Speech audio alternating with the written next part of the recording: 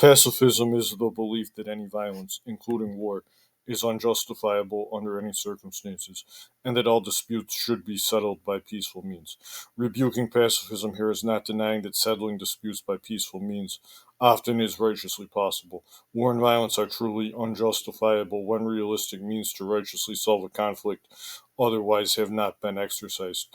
This is even more so when one's own wrongdoing caused the conflict or was instrumental in agitating the other party when the conflict might have been de escalated. With that said, here are 10 reasons why associating pacifism with Jesus Christ and proper Christian doctrine is evil. 1. Pacifism promotes idolatry. The false hippie Jesus, which many believe in, is intrinsically linked to the lie that Jesus is a pacifist. 2.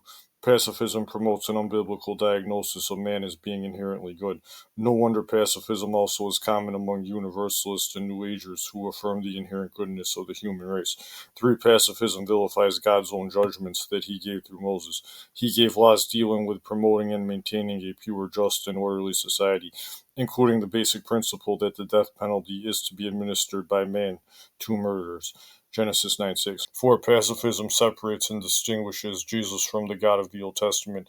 If Jesus taught pacifism, then who gave the law through Moses? If the pacifist is right and also stays consistent, it could not have been Jesus. 5. The idea that Jesus taught pacifism would also make Jesus a hypocrite and a sinner, since he used force in driving men and animals out of the temple. See John chapter 2, verses 14 to 17.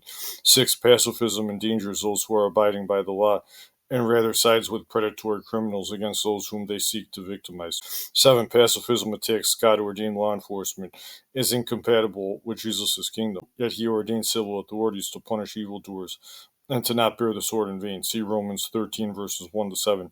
8. Pacifism justifies wicked criminals who get arrested and judged for their crime. See Proverbs 17:15. 9. When you consider pacifist doctrine, think of the old serpent in the garden saying, "Yes, hath God said," because associating pacifism with Christianity is ultimately an attack on the reliability of the Bible due to how many verdicts and commands which God gives to man are inconsistent with pacifism.